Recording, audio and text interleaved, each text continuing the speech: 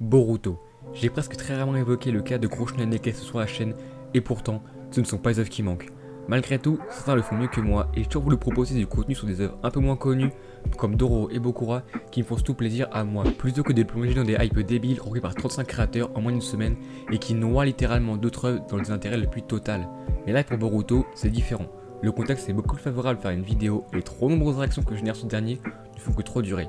Certains le surhype à mort toutes les semaines en tournant l'anime comme étant le meilleur de l'année, comme si eux-là n'avaient pas existé, et d'autres font passer ce dernier pour la dernière des merdes, comme si cette suite n'avait fait que pour l'argent et rien d'autre. Mais ça, on aura le temps d'y revenir plus tard. Alors Boruto, ça donne quoi? C'est la grande question du jour. Alors mesdames et messieurs, asseyez-vous confortablement et dégustez en douceur cette nouvelle vidéo, car aujourd'hui, c'est du lourd.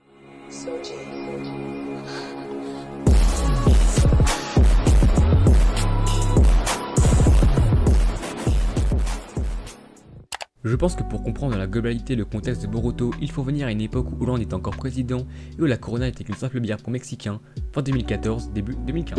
Souvenez-vous de notre dernier arc de Naruto, Kishimoto avait comme idée scénaristique d'introduire une mythologie à son univers, déjà bien accompagné par un arc un peu trop long. C'est donc de ce postulat-là que nous verrons apparaître les Otsutsuki, par le biais de Kaguya qui se voulait être le boss final qui manipulait tout depuis le début. Ouais. Assez décevant me direz-vous. Mais le plus intéressant est à venir car là nous pouvons partir d'une fin assez décevante pour certains, cela ouvre en réalité une suite qui peut se montrer très intéressante pour l'avenir. Bref, en 2016-2017, c'est le lancement de Boruto et son premier tome et surtout un film qui adaptera le premier arc que je trouvais tout bonnement génial.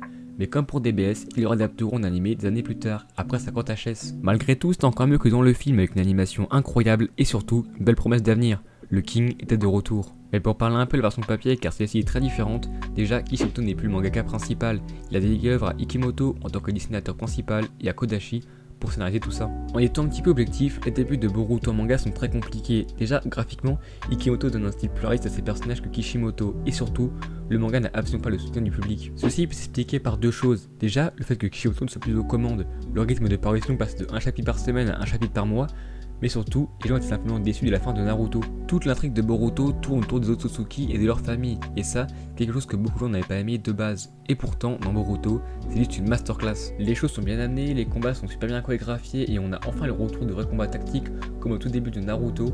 L'utilisation d'objets technologiques dérange pour certains, mais pourtant, c'est la base de nombreuses thématiques du manga, donc bref, rien à redire. Je pourrais néanmoins relever que passer un chapitre par mois est à la fois une bonne et une mauvaise chose. Déjà car on peut être sûr que chaque chapitre sorti sera une masterclass, mais le problème, c'est le développement des personnages secondaires. C'était déjà vrai dans Naruto et ça l'est aussi dans Boruto, les personnages secondaires sont juste abandonnés. Mais pour moi, il faut laisser une chance à Boruto. L'intrigue plus sombre et la qualité des deux personnages principaux doit être la raison même de pourquoi il faut regarder. Donc en tout cas pour ma part, c'est un grand oui. Et voilà les vagabonds, la vidéo reste déjà à son terme, j'espère qu'elle vous aura plu. N'hésitez pas à partager, ça fait toujours plaisir. Like et abonne-toi pour soutenir, c'est super important. Et moi je vous dis...